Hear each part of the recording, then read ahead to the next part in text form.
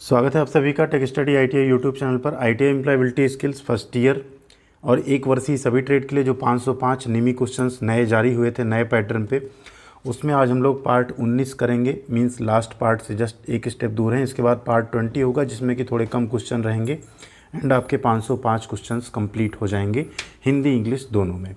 Part 19 में आपको preparation to world of work and customer interaction, इन दोनों मॉड्यूल को हम लोग कवर करेंगे।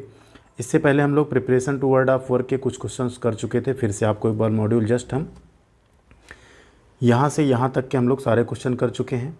इसके भी हम लोग अप्रॉक्स 12 क्वेश्चन कर चुके थे, 11 या 12 क्वेश्चन, ठीक है।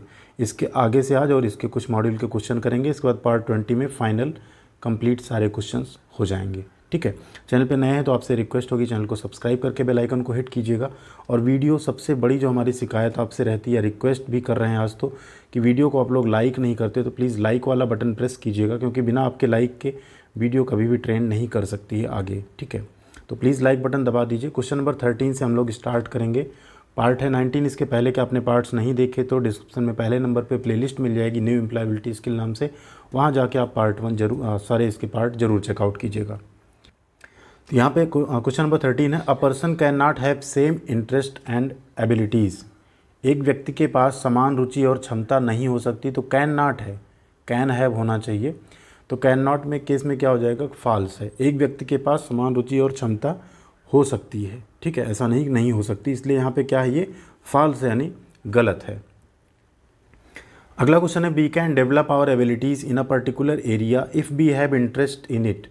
हम किसी क्षेत्र विशेष में अपनी योग्यताओं का विकास कर सकते हैं यदि उसमें हमारी रुचि हो। तो बिल्कुल हम कर सकते हैं। आप किसी भी पर्टिकुलर एरिया में आप अगर सच में रुचि अपनी दिखाते हैं, उसमें सीखने का आप क्षमता रखने का कोशिश करते हैं, तो आप उस फील्ड में आगे बढ़ सकते हैं, भले आपके लिए वो एकदम नया हो। अगला क्वेश्चन है 15 number, why is it important to align your interest and abilities to the work that you do. आप जो काम करते हैं उसके साथ अपनी रुचियों और क्षमताओं को संरेखित करना क्यों महत्वपूर्ण है, ठीक है। आप जो भी काम करते हैं उसमें अपनी रुचि, आपके इंटरेस्ट और एबिलिटीज़ को अलाइन करना होता है, संरेखित करना होता है, क्यों आवश्यक है। It helps to be really happy and successful, या वास्तव में खुश और सफल होने में मदद करता है आपकी। It helps to enjoy career more, या कैरियर का अधिक आनंद लेने में मदद करता है। It helps to feel more satisfied, या अधिक संतुष्ट और महसूस करने में मदद करता है, या ऑल ऑफ द अबव यानी ऊपर के सभी। तो यहाँ पे right answer option D, all of the above.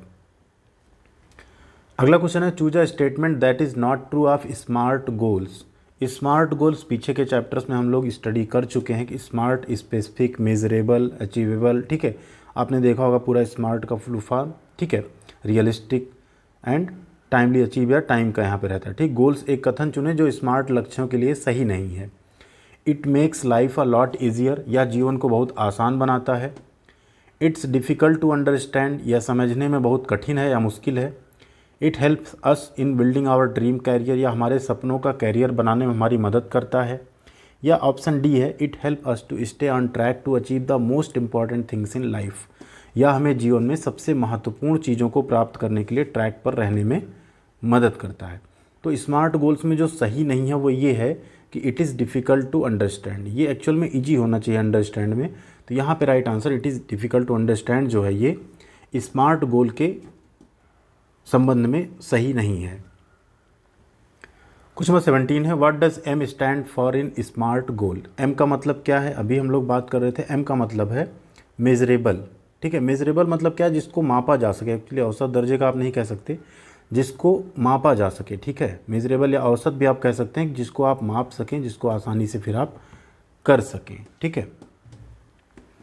अगला क्वेश्चन है, अ रिज्यूमे इज़। एक रिज्यूमे जो है, सॉरी गूगल ट्रांसलेट ना, एक रिज्यूमे, अब रिज्यूमे यहाँ आ गया जो फिर से स्टार्ट होता है। तो एक रिज्यूमे आप लोग सभी जानते हैं, यहाँ पे सॉरी हिंदी के लिए क्या है, a document about one's skill, abilities, qualifications and experience. मतलब किसी के कौशल, योग्यता और अनुभव के बारे में एक दस्तावेज। A document that includes all imaginary information, तो काल्पनिक इन्फॉर्मेशन इसमें नहीं होती, जो होती रियल होती है। A document use to provide any information one likes to employer, नियोक्ता की पसंद की कोई भी जानकारी प्रदान करने के लिए इस्तेमाल किया जाने वाला दस्तावेज, या नन ऑफ द अबव। तो रिज्यूमे क्या होता है आपका, एक डॉक्यूमेंट होता है जिसमें आपकी स्किल, आपकी एबिलिटी, आपके क्वालिफ़िकेशंस, आपके एक्सपीरियंस, ये सारी चीज़ें क्या होती हैं, मेंशन रहती हैं। हाँ, एक चीज़ मैं आपको बताना भूल गया, आप देख रहे हैं 17 नंबर के बाद डायरेक्ट आपको 20 नंबर दिख रहा होगा, आप सोच रहे होंगे 18 और 19 कहाँ गया। तो ये जो 505 क्वेश्चन का PDF आया ना, इसमें एक्चुअली कहा जाए तो सिर्फ और सिर्फ 502 क्वेश्चन हैं, ठीक है। प्रीवियस मॉड्यूल में जो है एक क्वेश्चन का सीरियल नंबर गायब था, एंड यहाँ पे आपको 18 और 19 जो सीरियल नंबर है वो ब्लैंक है, ठीक है, उसमें कोई क्वेश्चन ही नहीं है। डायरेक्ट 17 के बाद आता है 20 नंबर जिसमें कोई क्वेश्चन है, तो ब्लैंक था, इस वजह से हमने उसको भी सीरियल नंबर बदलना मतलब आगे भी चेंज करना पड़ता है, इसलिए मैंने सीरियल नंबर नहीं चेंज किया, जिससे आप अगर PDF से मिलान भी कभी करें तो आप यहाँ पे समझ पाएँ, ठीक है। क्वेश्चन नंबर 21 है, information like date of birth, permanent address form a part of once in the resume. जन्म तिथि, अस्थायी पता जैसी जानकारी रिज्यूमे में किसका हिस्सा होती हैं। तो देखिए, जो आप रिज्यूमे बनाते हैं सबसे पहले आप ऑब्जेक्टिव लिखते हैं, फिर आप एकेडमिक क्वालिफिकेशन लिखते हैं, एंड एक आपका होता है पर्सनल डिटेल, जिसमें आप मम्मी का नाम, पापा का नाम, मैरिटल स्टेटस, ठीक है, सारी चीज़ें मेंशन करते हैं। उसी में रहती है जन्मतिथि, अस्थायी पता जैसी जानकारियाँ, जिसे हम कहते हैं पर्सनल डिटेल का कॉलम या पर्सनल डिटेल वाला पार्ट या हिस्सा। नेक्स्ट है question, writing vague skills like hard work, friendly nature, honesty etcetera in the resume is to be avoided. Resume में अस्पष्ट कौशल जैसे कठिन परिश्रम, मिलनसार स्वभाव, ईमानदारी आदि लिखने से क्या बचना चाहिए। तो यहाँ पे राइट आंसर है ट्रू, सही में बचना चाहिए इससे, ठीक है। अगला क्वेश्चन है, a factually written resume is your first way of introduction to the employer. एक तथ्यात्मक रूप से लिखित जो रिज्यूमे है वो नियोक्ता से परिचय का आपका पहला तरीका है। तो बिल्कुल ट्रू है, सबसे पहले आप रिज्यूमे ही सेंड करते हैं किसी कंपनी में, किसी एम्प्लॉयर के पास, देन उससे आपको शॉर्टलिस्ट करता है, फिर आपको इंटरव्यू के लिए बुलाया जाता है, फिर आप इंटरव्यू देते हैं, फिर आगे के प्रोसेस चालू होते हैं। तो पहला इंप्रेशन आपका कौन दे रहा है वहाँ पे एम्प्लॉयर को, आपका रिज्यूमे, आपका बायोडाटा, आपका CV। अगला क्वेश्चन है, choose common job search engines from below. नीचे से सामान्य नौकरी खोज इंजन, सर्च इंजन जिसे हम कहते हैं, चुनना है। Naukri.com, timesjob.com, लिंक्डइन या ऑल ऑफ द अबव। तो ये ऑल ऑफ द अबव यहाँ पे राइट ऑप्शन है आपका, ये तीनों जॉब सर्च इंजन कहे जाते हैं। नेक्स्ट है question, Rahul doubts that some of the job posting he received from his friends, social media etcetera are not genuine. Choose the options below to help Rahul identify the fake job posting. Rahul को एक संदेह है कि उसे अपने दोस्तों, social media आदि से प्राप्त कुछ जॉब पोस्टिंग वास्तविक नहीं लग रही हैं। राहुल को फर्जी जॉब पोस्टिंग की पहचान करने में मदद करने के लिए नीचे दिए गए विकल्पों को आपको बताना है। पहला है, check employers website address, logo and email ID. नियोक्ता की वेबसाइट, पता, ईमेल आईडी, ये सब देखिए। Ensure the job description is clear, सुनिश्चित करें कि नौकरी का विवरण स्पष्ट हो। Insist on an in person meeting और इंटरव्यू, एक व्यक्तिगत बैठक या साक्षात्कार पर जोर दें, या ऑल ऑफ द अबव। तो अगर ये तीनों चीज़ें राहुल करता है तो समझ पाएगा कि ये जॉब फर्जी है या जेन्युइन है, यानी सही है, ठीक है।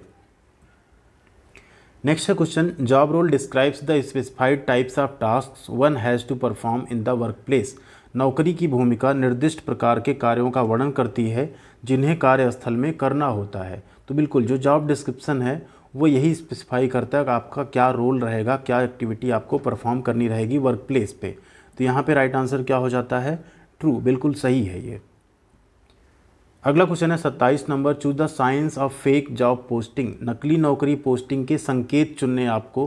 कहीं आप जॉब पोस्टिंग देखते हैं, कैसे आपको पता चलेगा कि ये फेक है या जेन्युइन है, ठीक है। तो उसके लिए यहाँ पे कुछ ऑप्शंस दिए हैं। Job posting with employers contact number, अगर जो जॉब की पोस्टिंग उसमें नियोक्ता यानी एम्प्लॉयर का कॉन्टैक्ट नंबर है तो। ऑप्शन बी है job posting with unclear job description, job description जो है एकदम अस्पष्ट है एंड नौकरी पोस्ट कर दी गई, ठीक है। Job posting with updated website, अद्यतन वेबसाइट के साथ नौकरी पोस्ट की गई है, या ऑल ऑफ द अबव। तो यहाँ ये मत सोचिएगा ऑल ऑफ द अबव, चलो भाई इसी पे टिक कर देते हैं, ठीक है। राइट आंसर है आपका job posting with unclear job description. जिस जॉब पोस्टिंग में आपका जॉब डिस्क्रिप्शन नहीं दिया गया है, इसका मतलब वहाँ पे आपको बेवकूफ़ बनाया जा रहा है। हो सकता है आपको अगर लिया भी जाए तो आपसे ऐसा कुछ काम कराया जाए जो आपके लिए रिलेवेंट ना हो, आपके लिए अच्छा ना हो। नेक्स्ट है question 28, interview is a way for the employer and candidate to get to know each other. जो साक्षात्कार है नियोक्ता और उम्मीदवार के लिए एक दूसरे को जानने का एक तरीका होता है, बिल्कुल ट्रू है ये। आप एम्प्लॉयर को समझ पाते हैं क्या है एंड क्या मिलेगा। एम्प्लॉयर मेनली आपको समझ पाता है कैंडिडेट को कि कैंडिडेट की क्या एबिलिटीज़ हैं, क्या स्ट्रेंथ है, हमारे किस काम आ सकता है। 29 नंबर क्वेश्चन है, for the interview process a candidate needs to prepare himself herself in 3 stages, choose these 3 stages from below options. जब आप किसी साक्षात्कार प्रक्रिया के लिए उम्मीदवार को 3 चरणों में खुद को तैयार करने की ज़रूरत है, नीचे दिए गए विकल्पों में से इन 3 चरणों को आपको चुनना है। ट्राई, फोकस, सक्सीड, यानी कोशिश करें, फोकस करें, सफल हों। बिफोर, ड्यूरिंग, आफ्टर, पहले, दौरान और बाद में। मीट, टॉक, लिसन, मिलना, बात करना एंड सुनना, या नन ऑफ द अबव।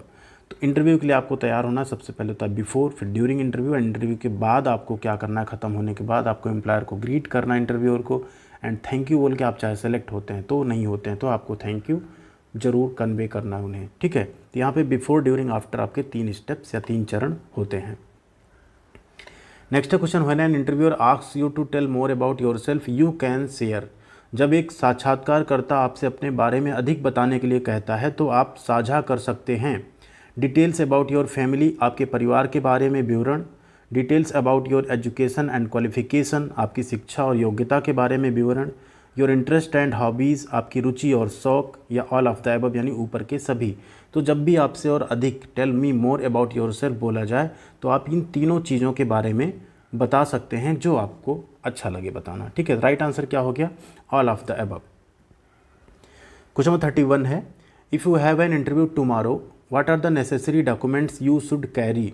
यदि कल आपका साक्षात्कार यानी इंटरव्यू है तो आपको कौन से आवश्यक दस्तावेज साथ ले जाने चाहिए। मल्टीपल कॉपीज़ ऑफ रिज्यूमे, फिर से शुरू नहीं, ठीक है, रिज्यूमे की कई प्रतियाँ। ID proof, original and photocopies of the educational qualification, experience certificates बिल्कुल ले जाना है, all of the above.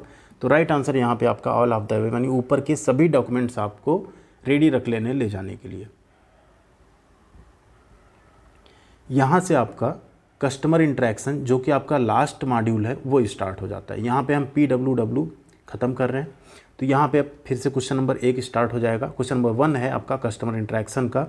Objective of greetings a customer is, एक ग्राहक को बधाई देना, ग्रीट करना है तो उसका उद्देश्य क्या है, क्यों आप किसी कस्टमर को ग्रीट करेंगे। आपके शॉप में मान लीजिए कोई आता है तो to give the customer positive attention and engage in conversation, मतलब ग्राहक को आप एक जस्ट पॉजिटिव अट्रैक्शन देंगे, अटेंशन देंगे एंड जिससे वो आपके साथ इंगेज हो बातचीत करने में। To make the customer feel welcome and important, ग्राहक को आप स्वागत करके उसे जस्ट इम्पॉर्टेंट फील कराएंगे, जैसा आप लोग देखते हैं मॉल वगैरह में जाते हैं वेलकम किया जाता है आपका, ठीक है।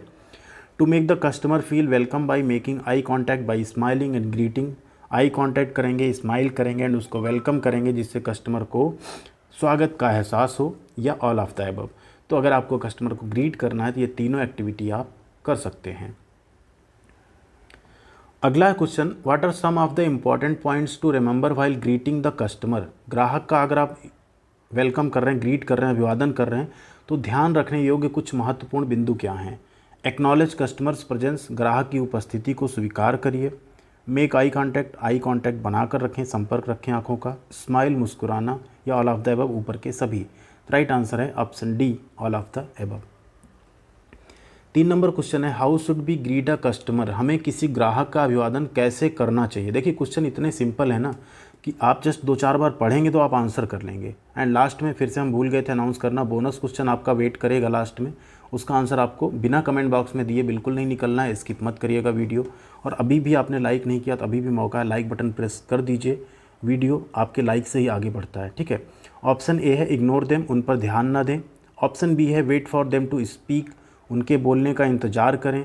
मेक देम फील वेलकम, उनका स्वागत महसूस कराएं। नन ऑफ द अबव, इनमें से कोई भी नहीं। तो किसी ग्राहक का अभिवादन कैसे करना है, मेक देम फील वेलकम, ठीक है, उन्हें ऐसा फील कराएं कि उनका स्वागत हो रहा है। 4 नंबर क्वेश्चन है, you have greeted the customer, choose which of the following statements you should use to complete the greeting. आपने ग्राहक को बधाई दी है, ग्रीटिंग को पूरा करने के लिए आपको निम्नलिखित में से किस कथन का उपयोग करना चाहिए, चुनें। व्हाट डू यू वांट, आप क्या चाहते हैं। How may I help you, क्या मेरे द्वारा आपकी कोई सहायता हो सकती है। व्हाई हैव यू कम, तुम क्यों आए हो। कैन यू कम लेटर, क्या आप बाद में आ सकते हैं। देखिए आप क्या चाहते हैं, व्हाई डू, तुम क्यों आए हो, ऐसे पूछोगे ना तो कस्टमर भाग जाएगा आपकी दुकान से। आपको क्या कहना है, how may I help you, मैं आपकी कैसे मदद कर सकता हूँ, कैसे सहायता कर सकता हूँ। खुश हो जाएगा वो, फिर वो बताएगा हमें फला फला चीज़ लेनी है, ऐसी चीज़ें देखनी है, क्या आप हमारी मदद कर पाएंगे, दिखा पाएंगे। ठीक है। 5 नंबर क्वेश्चन है प्रोबिंग क्वेश्चंस हेल्प यू, जांच के प्रश्न जो आप पूछते हैं आपको किस में मदद करते हैं। मान लीजिए कोई कस्टमर आया, आपने उससे कुछ क्वेश्चन पूछा, तो किस में हेल्प होगी आपकी। To identify customers specific need, ग्राहक की विशिष्ट आवश्यकताओं की हमें पहचान हो जाती है। To learn customers pain point, ग्राहक का हम पेन पॉइंट, दर्द कहाँ है उसे जानने के लिए। To introduce yourself well to the customer, ग्राहक को अपना परिचय अच्छे से देने में। या building trust so you can receive honest feedback, trust build करें जिससे आपको एक ईमानदार प्रतिक्रिया प्राप्त हो। तो जो जांच के प्रश्न होते हैं उससे आप कस्टमर की जो स्पेसिफिक नीड होती, विशिष्ट आवश्यकताएं होती हैं, उसे आप आइडेंटिफाई कर पाते हैं, पहचान पाते हैं। क्वेश्चन नंबर 6 है which of the following is not true, इनमें से कौन सा सही नहीं है। Ask each customer the same set of question, प्रत्येक ग्राहक से समान प्रश्न पूछना है आपको। Ask the questions with a genuine focus on understanding your customer in order to meet their needs, अपने ग्राहकों की ज़रूरतों को पूरा करने के लिए उन्हें समझने पर वास्तविक ध्यान के साथ प्रश्न पूछें। ओनली आस्क रिलेवेंट क्वेश्चंस, केवल प्रासंगिक प्रश्न पूछें। या establish trust bye focusing on customer needs and not on your product, ग्राहकों की ज़रूरतों पर ध्यान केंद्रित करके विश्वास स्थापित करें, ना कि अपने प्रोडक्ट या उत्पाद पर। तो सही जो नहीं है वो ये है कि आपको सभी कस्टमर से सेम सेट ऑफ क्वेश्चन, समान प्रश्न नहीं पूछने चाहिए। ठीक है। क्वेश्चन नंबर 7 है it is best to ask space questions when asking questions, जब आप प्रश्न पूछ रहे हैं तो किस तरह के प्रश्न पूछना सबसे अच्छा है। Open and close ended, rude यानी असभ्य, पर्सनल निजी, सेंसिटिव यानी संवेदनशील। तो जो open and close ended questions होते हैं वो ज़्यादा अच्छे होते हैं। इसका बेसिक मतलब ये, आपने जैसे प्रश्न पूछा उधर से कुछ रिप्लाई आना चाहिए। ठीक है। जैसे कहते हैं ना, आपने प्रश्न पूछा, देन उसका फीडबैक आया, उधर से कोई प्रश्न आया, फिर आपने जवाब दिया। तो इस तरह के जो open and close ended questions होते हैं वो ज़्यादा अच्छे होते हैं। 8 नंबर क्वेश्चन है based on the information that you get through probing you will be in a better position to make, जब जांच के दौरान, प्रोबिंग के दौरान आपको जो जानकारी मिलती है उसके आधार पर आप क्या बनाने की बेहतर स्थिति में रहेंगे। प्रॉपर प्रोडक्ट सजेशन यानी उचित उत्पाद का आप सुझाव दे पाएंगे। इफेक्टिव प्रॉब्लम सॉल्विंग, प्रभावी समस्या का समाधान कर पाएंगे। बिल्ड फ्रेंडशिप, दोस्ती बना लेंगे। या नो प्रोग्रेस यानी कोई प्रगति नहीं। तो यहाँ पे राइट आंसर आपका option A, proper product suggestion. अगर आप सही क्वेश्चन, सही इन्फॉर्मेशन कलेक्ट कर पाएंगे किसी कस्टमर से, तो आप एक ऐसी बेटर पोजीशन में होंगे जहां आप प्रॉपर प्रोडक्ट का सजेशन दे पाएंगे। एक ऐसा उत्पाद अगर हम बनाएं तो कस्टमर को पसंद आएगा। आ गई आपकी बारी बोनस क्वेश्चन, प्रीवियस पार्ट का काफ़ी इंपॉर्टेंट एंड आसान क्वेश्चन है। Kaizen is use to created, जो कैजन है उसका उपयोग क्या बनाने के लिए किया जाता है। कंटिन्यूअस डेवलपमेंट यानी सतत विकास, प्रॉब्लम सॉल्विंग समस्या को सुलझाना, सॉल्यूशन यानी समाधान, या नन, इनमें से कोई भी नहीं। जो भी राइट आंसर आप लोग कमेंट सेक्शन में कमेंट कीजिएगा। आप लोग अच्छा कमेंट करते हैं तो अच्छा लगता है, सभी बच्चे सही कमेंट कर रहे हैं। एंड प्लीज़ वीडियो को अभी भी लाइक नहीं किया तो लाइक कीजिएगा, अपने सभी साथियों के साथ शेयर कीजिएगा। चैनल पर नए हैं तो सब्सक्राइब करके बेल आइकन को हिट कीजिएगा, जिससे आपको आने वाले सारे पार्ट्स के वीडियो, सारी स्टडी की वीडियो, जॉब अप्रेंटिसशिप की अपडेट सब कुछ मिलती रहे। Thank you very much. मिलते हैं आपके साथ अगली अपडेट के साथ अगले वीडियो में, तब तक बने रहिएगा आप सभी लोग चैनल पे।